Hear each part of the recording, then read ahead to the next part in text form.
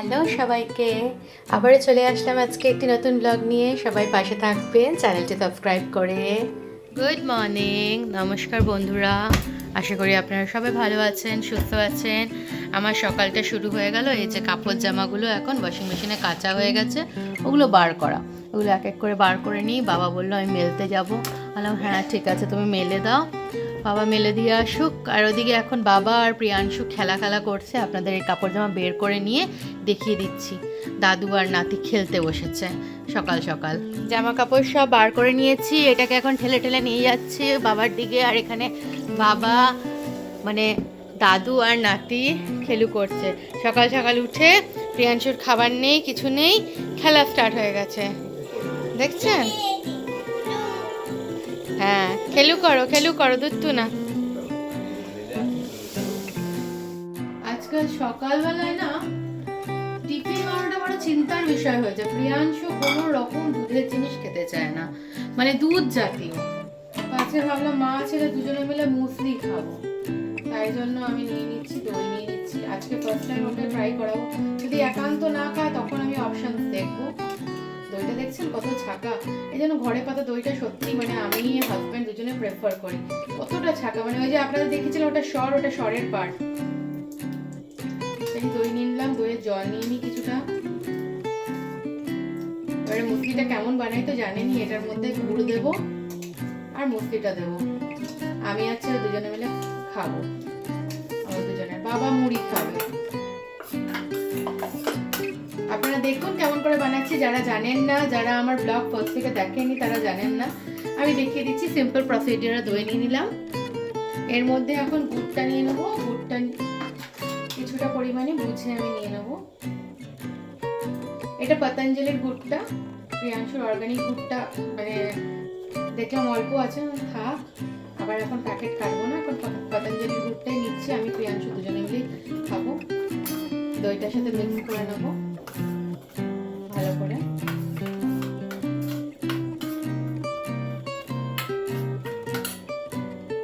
আর একটু লাগবে, নিয়ে নিলাম। এরপরে আমি নিয়ে নেবো হচ্ছে আসল জিনিস, মুসলি। এটা বেসিক্যালি ওর বাবা খায়। আপনারা তো দেখেনই, আমার হাজবেন্ড মুসলিটা খেতে ভালোবাসে, ওর বাবা খায়। এবারে মুসলিটা বের করে নিচ্ছি। ওটার মধ্যে একটু ভিজেতে দেবো, কারণ ওর বাবা তো এটা একটু ক্রাঞ্চি খেতে পছন্দ করে, প্রিয়াংশু খাবে তো একটু নরম হলে ভালো হয়।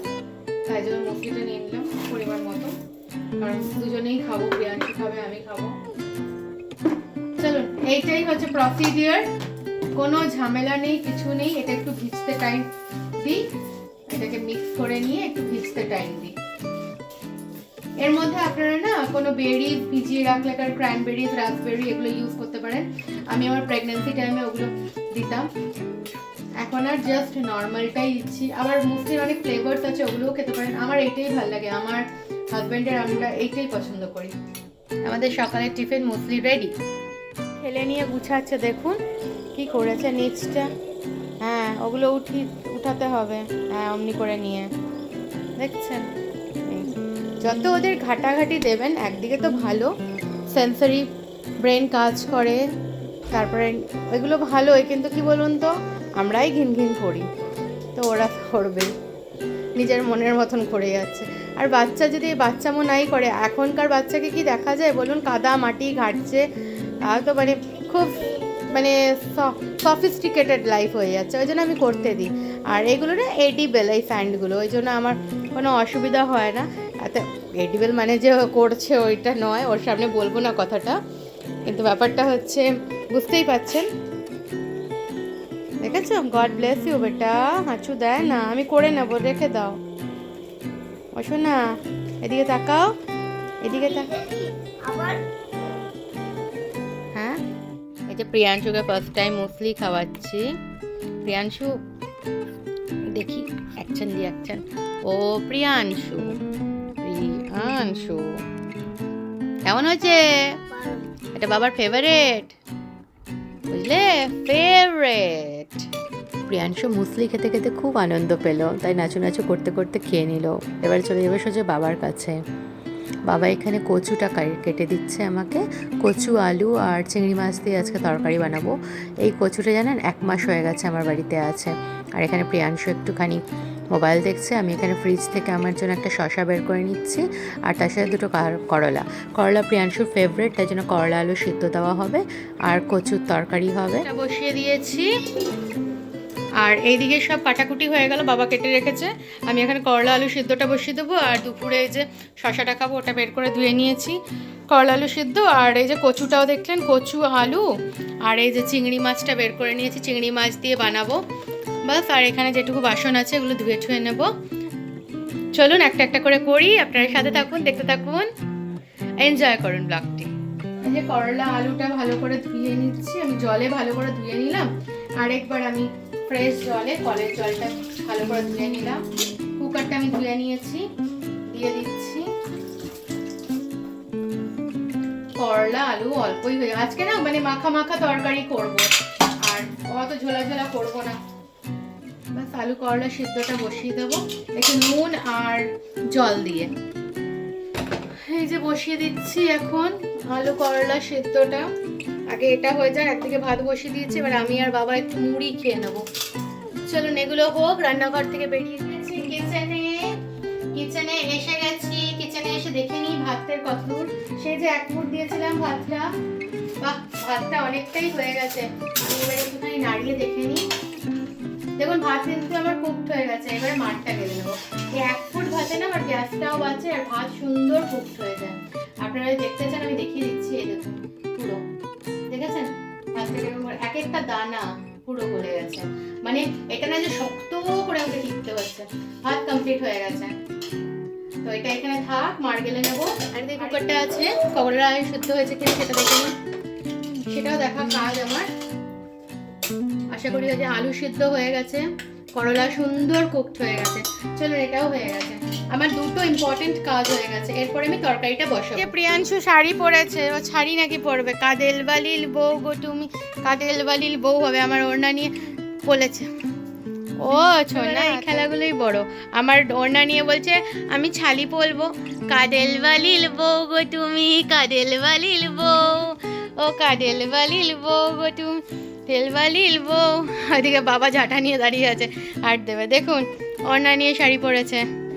ঠাম্মিকে একটু দেখিয়ে দিই, ঠাম্মিকে। করলা আর আলুটা বের করে নিচ্ছি। করলাগুলো একটুখানি জল চিপে নেব, আগে বের করে নিই। করলা আর কুমড়ো যখনই সিদ্ধ করবেন না একটু জল চিপে নেবেন, নয়তো না এই জল জলা ভাবটা থাকে। জলটা চিপে নিচ্ছি এমনি করে, যতটা পারবো নিকড়ে নিকড়ে নিকড়ে নিকড়ে নেব, যাতে ওর এক্সট্রা যত জুসটা বা জলটা ওটা বেরিয়ে যাবে। নিয়ে এই থালায় রেখে দিলাম। আলুগুলোর তো কোনো দরকার নেই, দেখুন এখানে রেখেছি তাতেই কত জল হয়ে গেছে। তো আমি এই জলগুলো ফেলে দেবো, তখন আবার নিকড়ে নিচ্ছি, এমনি করে ভালো করে জলটা চিপে নিচ্ছি। কুমড়ো আর করলাতে না এই জিনিসটা করতে লাগে বেসিক্যালি।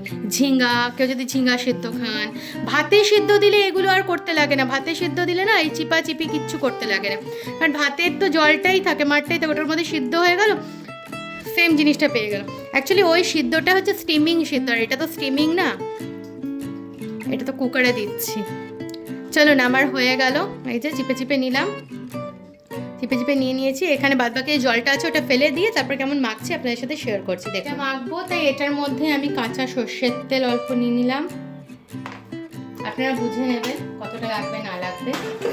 আর কাঁচা লঙ্কা দিতে পারেন, আমি লঙ্কা দেবো না, শুধু নুন দেব। নুনটা দিলাম, আর একটু আমার মনে হলো দিতে লাগবে, দিলাম। এবারে এটাকে হাতের সাহায্যে মেখে নেবো। আলুটা সুন্দর সিদ্ধ হয়েছে। করলার অনেকে বিচি খান, আমরা বিচিটা ফেলেই মানে সিদ্ধ করি, কারণ বাবার না দাঁত নেই। আগে ছোটোবেলায় না বেশ ভালো লাগতো করলার বিচি খেতে, আমার এখনও পটলের বীজ, তারপরে কুঁদরি জিনিসটা ভালো লাগে। কারণ দেখুন এখনও ইউরিক অ্যাসিড ঠিক আছে, এরপরেই জানি এই ইউরিক অ্যাসিডের জন্য সব বীজ জাতীয় জিনিসগুলো বর্জন করতে হয়, নয়তো ব্যথা বেদনা এগুলো স্টার্ট হয়। তো আমার এখনও সত্যি কথা বলতে গেলে ঠাকুরের কৃপায় বড়দের আশীর্বাদে ইউরিক অ্যাসিডটা এখনও আসেনি, সুগারটা আসেনি, হাই প্রেশারের কোনো অসুবিধা হয়নি, শ্বাসকষ্ট হয়নি। কিন্তু এই যে হয়নিটা বলছি, কখন যে টঙ্কা নাড়বে যে হ্যাঁ হয়ে যাবে তাহলেই প্রবলেম। আমি সত্যি কথা বলতে গেলে আরেকটা জিনিস মানি, সেটা হচ্ছে শরীর ভারী হোক, শরীর রোগা পাতলা হোক, যাই হোক না কেন, আপনি যদি ঠিক মতন ক্যারি করতে পারছেন আর রোগবিহীন যদি থাকছে তাহলে কোনো অসুবিধা নেই। কিন্তু সত্যি বলতে গেলে পরে ভারী চেহারাতে রোগ থাকেই, এমনি রোগা পাতলাতেও থাকে, ভারী চেহারাতেও থাকে। তো সেটা যদি নিমিত্ত মাত্র রোগ হয়, ওই রোগের সাথে লড়াই করা যায়। রোগটা বেশি হয়ে গেলে পরে লড়াই করতে খুব মুশকিল হয়। চলুন, আপনাদের সাথে কথা বলতে বলতে আমার করলা আলু সিদ্ধটা মাখা হয়ে গেল। আমার ছেলে না করলা খেতে খুব ভালোবাসে। প্রিয়াংশুকে দেখিয়েছেন আপনারা ভিডিওতে, ব্লগগুলোতে দেখেনি, ও করলা খেতে ভালোবাসে। হয়ে গেল মাখা, একটু চেখে দেখে নিচ্ছি, বাঙালির চাখা তো, এই হাতটা নিলাম, একটুখানি নিলাম, এবারে খাই। তরকারিটা বসাবো, তাই তার জন্য আমি কড়াইটা বসিয়ে কড়াইটা গরম করে নিলাম। আজকে আমি একটু সর্ষের তেল দিয়ে করবো, তাই সর্ষের তেল দিচ্ছি। এরপরে এর মধ্যে আমি চিংড়ি মাছটা নুন হলুদ দিয়ে মাখিয়ে রেখেছি, ওটাকে দিয়ে দেব। তেলটা গরম হোক। তেলটা গরম হয়ে গেছে প্রায়, আমি একটুখানি চারপাশে লাগিয়ে নিচ্ছি, তেলটা ছড়িয়ে দিলাম চারপাশে। এরপরে নুন হলুদ দিয়ে মাখিয়ে রাখা চিংড়ি মাছ যেটা, সেটা আমি ছেড়ে দেবো। এক্সস্ট ফ্যানটা চালিয়েছি, নয়তো খুব গ্যাস হয়ে যায়।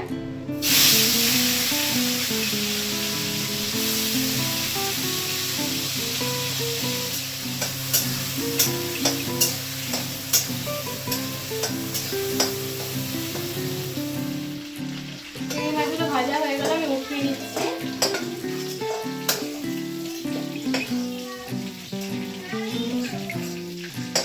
এই মাঝখানে আমি শসা খেলাম আর প্রিয়াংশুকে একটু শসা খাওয়ালাম, ফার্স্ট টাইম খেলো। এটার মধ্যে আমি কচু আলুটাকে দিয়ে দেবো। এবারে ওই তেলের মধ্যে কচু আর আলুটাকে দিয়ে ভালো করে ভাজা ভাজা করব, করে এবার ঢেকে দেবো। এখানে আমি একটা মশলা বানিয়ে নিয়েছি, একটু আদা ঘষে নিয়েছি, টমেটো, জিরা ধনের গুঁড়ো, অল্প কাশ্মীরি মির্চ, চিনি অল্প আর নুন দিয়ে এটা আমি মশলাটা দেব। আমি কোনো পেঁয়াজ ইউজ করছি না, পেঁয়াজ রসুন ইউজ করছি না, জাস্ট এটা দেবো। দেখবেন ডাকবো পেঁয়াজ দেখবেন। সোনা, একটু আসো তো, এটা দেখো তো, হ্যাঁ করো, কি খেলে আগে বলে যাও সবাইকে।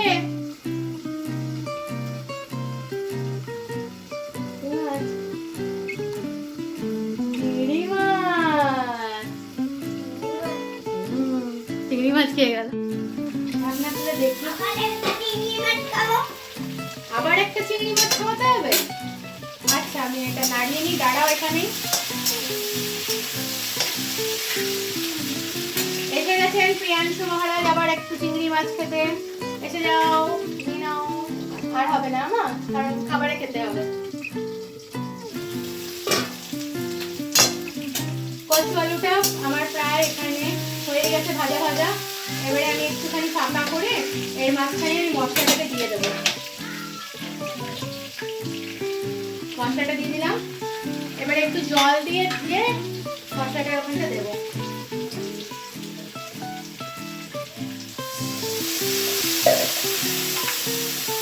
মশলাটাকে কষে নিই।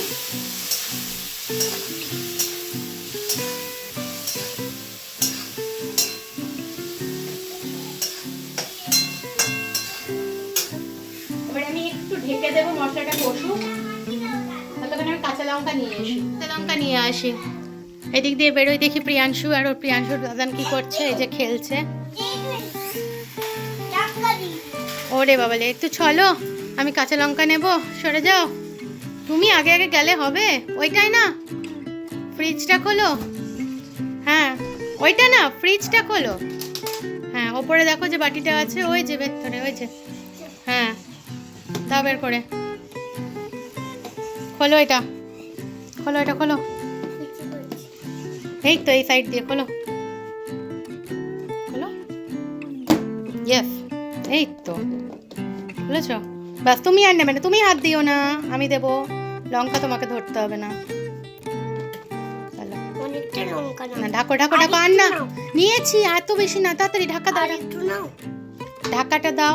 ফ্রিজটা এতক্ষণ খুলে রাখে না। ঢাকাটা দিয়ে লঙ্কাটা রাখো, রাখো ওখানে, রাখো যেখানে ছিল ওখানে রাখো। হ্যাঁ ঠিক আছে, রেখে দাও, রেখে দাও। ভেরি গুড, বন্ধ করো। কিছু না না এখন না, অনেক কিছু খেলে, চিংড়ি মাছ খেয়েছো, শশা খেয়েছো, এবার রাখো, দাদার সাথে খেলো। চলো টাটা, টাটা বাই বাই, চিউ। এখন না, টাটা বাই বাই, চিউ চিউ চিউ চিউ চিউ। কাঁচা লঙ্কাটা নিতে গেছিলাম, একটা কাঁচা লঙ্কা আমি ফাটিয়ে দিয়ে দিই, আর ওই কটা কাঁচা লঙ্কা ধুয়ে নিয়েছিলাম আমি দিয়ে দিলাম। মশলা প্রায় ভাজা ভাজা হয়েই গেছে, টমেটোগুলো গলে গেছে। আমি চিংড়ি মাছটাও এই টাইমে অ্যাড করে দেবো।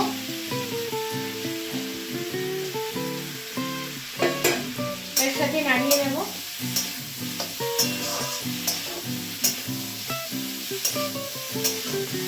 কালারটা খুব সুন্দর এসছে, দারুণ সুন্দর এসছে। আর একটু নাড়িয়ে নিয়ে জল দিয়ে দেবো পরিমাণ মতো, দিয়ে ঢাকা দিয়ে দেবো। একটু ঘ্রাণ নিলাম, সুন্দর গন্ধ বেরিয়েছে। মশলাটা তো বেশ ভালোই কষানো হয়েছে, দেখে নিচ্ছিলাম যে আলু আর এটা কচুটা কতটা হয়েছে। তো একটুখানি মনে হলো নুন লাগবে, নুন দিলাম, জল দিলাম, আবার ঢেকে দেবো।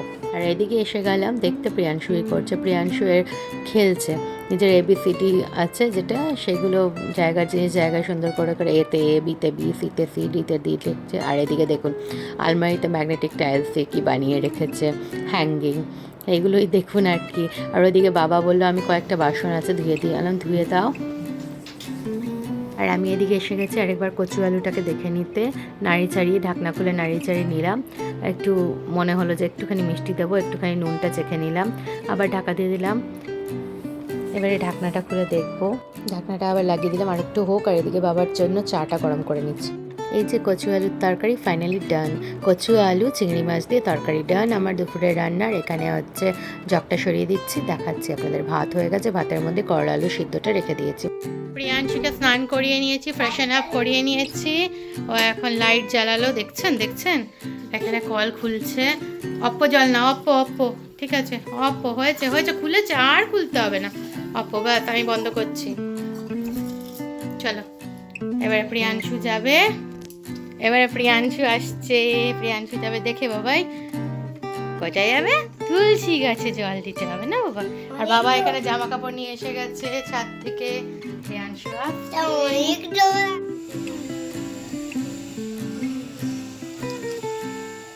প্রিয়াংশুকে এবার খাইয়ে নেবো। যে ভাত আর করলা আলু সিদ্ধ, ওর আর আমার ভাত একসাথে নিয়ে নিয়েছি। আর চিংড়ি আলু দিয়ে কচুটা যেটা করেছি, মানে সেটাও দেবো। আগে তেতো খেতে হয় ভালো করে জানে, তাই জন্য ভালো করে ভাতটা মেখে নিচ্ছি। আমি কিন্তু বেশি করে সিদ্ধটা দিয়েছি, দেখুন ওর এক্সপ্রেশন, ওর যে খেয়ে কি ভালো লাগে করলা, আপনারা নিজেরাই দেখবেন। এটা না যে বাচ্চাকে বকিয়ে ধমকিয়ে খাওয়াচ্ছি। বলল ভালো, ও দেখছে বলে আমি ভয়েস ওভারটা দিলাম, না তো ওর কথাটাই শুনতে পারতেন। খাওয়া দাওয়ার পরে ঘুম থেকে উঠে গেছে, উঠে গিয়ে এবার দাদানের সাথে একটু নিচে খেলতে যাচ্ছে। তাই দাদানকে দেখিয়ে দিচ্ছে কোন জুতোটা পরবে। ওর দাদান বের করে দিচ্ছে জুতোটা। বাইরে থেকে ঘুরে এসে গেছে, হাত পা মুখ ধুয়ে নিয়েছে, এরপরে সে বিস্কিট খাচ্ছে। আমি যাচ্ছি সোজা কিচেনে, গিয়ে আমি আজকে মটর ভিজিয়েছিলাম, আপনাদের দেখানো হয়নি, ঘুগনি আর লুচি হবে। একটু মটর আর একটু চানা দুটো মিলিয়ে ভিজিয়েছি, এটা সিদ্ধ বসিয়ে দেবো। চলুন এক এক করে কাজগুলো করি। কুকারের মধ্যে আমি ছোলাটা আর মটরটা দিয়ে জল দিয়ে আর একটুখানি হলুদ আর একটা ছোট আলু টুকরো টুকরো করে কেটে বসিয়ে দিলাম। এটা সিদ্ধ হয়ে যাক, ওটারই জলেই আমি কাজ করে নেব।